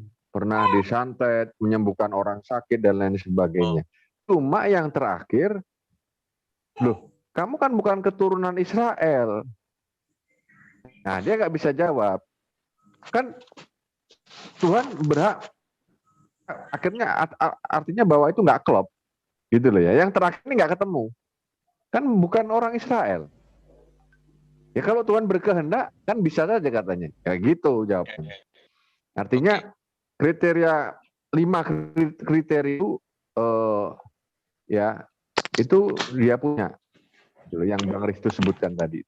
Ya. Kalau sama saya, dia jawab dari Bani Israel karena dari 12 suku Bani Israel yang hilang ada satu suku yang hilang gitu. Nah, dari 12 suku itu, satu suku yang hilang itu ya ada di suku dia. Itulah Bani Israel, suku yang hilang itu. Itu jawaban kalau waktu ketika bertanya jawab santai dengan saya seperti itu. Jadi sukunya itu adalah Bani Israel dari 12 suku yang hilang. Jadi 12 ya suku yang ke-12 itu hilang itu.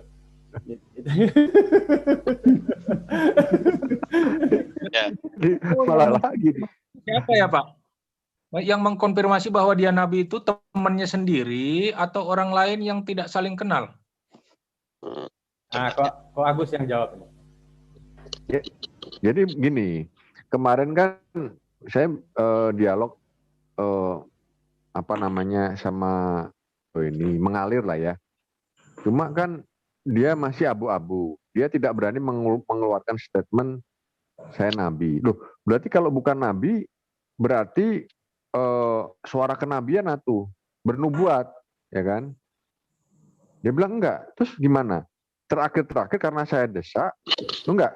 Sekarang abang ini nabi apa bukan? Gitu loh. Kalau bukan berarti ya udah clear, saya hanya ingin tanya. Dia bilang iya, saya nabi. Dia bilang gitu. Nah, udah itu aja yang ingin saya pertanyakan, yang ingin saya butuh jawabannya, nabi apa bukan? Ya. Cuma di akhir dialog itu dia katakan, ya saya nabi. Cuma dia bilang berkaitan tentang kaum, dia nggak bisa jawab memang. Bukan seperti yang Abang Risto sampaikan tadi. Ya dari keturunan Israel yang 12 satu yang hilang itu dari sukunya itu bukan. Begitu. Cuma saya kalau sama beliau ya rada senyum-senyum aja sih. Yang saya khawatirkan yang mengkonfirmasi nabi itu adalah temannya sendiri, Pak Tan. Karena kalau temannya sendiri bisa jadi yang ngomong dengan bahasa roh, temannya sendiri itu bisa terjadi nanti kolusi atau bekerja sama. Tetapi kalau orang lain yang dia sama sekali tidak kenal, ini kan Alkitabiah seperti Ananias. Kan baca tuh, kalau Ananias disuruh oleh Tuhan untuk menumpang tangan kepada Paulus yang sebelumnya dia tidak kenal, belum pernah ketemu. Lalu Paulus berdoa, dia disuruh ke Ananias. Nah, mereka itu saling bertemu oleh tuntunan suara Tuhan. Berarti terjadi kesembuhan, mata Paulus bukan melihat. dalam hal ini yang berbahasa roh itu di sebelahnya LT, yang bahasa roh itu yang menyebutkan engkau adalah nabi yang dipilih Tuhan, itu di sebelahnya atau orang luar yang dia tidak kenal. Yang jadi masalah kalau dari kalangan dia sendiri yang dia sudah kenal itu bisa berkompromi mengatakan dia adalah nabi. Tapi misalnya begini, boleh nggak? Dia mengklaim dia adalah nabi tapi untuk kalangan sendiri gitu. Gimana kira-kira? Yang mana ada nabi buat kalangan sendiri. Ya karena itu tadi, karena yang mengakui dia ya cuma kalangan dia sendiri kan gitu. Jadi kita kasih cap nabi untuk kalangan sendiri kan gitu. Jadi dilarang dijual ke orang lain kan gitu. Kalau ayat Alkitab namanya kerasukan nabi, itu ada di ayat Alkitab. Nabi itu ada. Tapi kalau kerasukan tidak ada, tapi kalau kerasukan nabi ada. Jadi ini nabi yang khusus waktu itu untuk nabi-nabi dari Asdod, ada di ayat Alkitab itu ya. Jadi kerasukan nabi ya, tapi tentu saja nabi yang tidak benar, begitulah ya. Itu jadi dia ngaku nabi karena kerasukan nabi, itu ada ayat Alkitab. Tapi kalau kerasukan Tuhan tidak ada. Jadi mungkin itu ngaku nabi untuk intern, aku nabi nih satu kumpul gitu. Itu ya, itu di Alkitab ada cerita itu Pak tentang kerasukan nabi. Iya, makanya tadi nabi untuk kalangan sendiri aja udah. Gitu maksudnya. Ya, tapi kemarin saya tanya, Bang, ini nabi untuk denom sendiri atau semua? Enggak, semua. Ya, orang mau tertawa, mau ngecap saya gila, itu terserah. Berarti untuk semua ya? Iya, jawabnya gitu. Iya. Nubuatnya apa, Pak Tan? Nubuat yang dia berikan kalau untuk semua? Nubuat itu kemarin saya lupa ya, tanyanya nggak detail, cuma mujizat ya dia bilang menyembuhkan orang sakit, mengusir setan, naik turun surga ya. Buahnya itu kemarin saya lupa, itu kelewat. Tapi cuma dia bilang kriteria itu ada. Gitu ya mana bisa kita cuma satu memang tidak bernubuat, apa yang mau kita tunggu, apa hasil dari nubuatnya itu. Kita kan nggak bisa mengetahui apa benar apa tidak kalau dia tidak bernubuat. Sedangkan ciri nabi adalah ada nubuat. Makanya saya tertarik Pak Nyoman sama beliau ini, saya udah rencanakan sama Ko Agus juga akan membuat acara semacam itu, fit and proper test lah gitu ya. Tapi tujuan saya bukan untuk menghakimi, hanya untuk ini aja kan beliau mengatakan bahwa saya terbuka dikritik, terbuka memberi masukan ya untuk membuktikan itu saja. Bagaimana kesiapan beliau sebagai nabi kan gitu ya, menurut versi beliau gitu ya. Kemudian yang harus siap memang diuji oleh siapapun juga kan begitu. Namanya nabi itu kan siap diuji oleh semua kalangan kan begitu ya. Baik yang Kristen khususnya maupun yang Muslim kan ini. Karena kita menarik juga nih ada fenomena seperti ini kan begitu.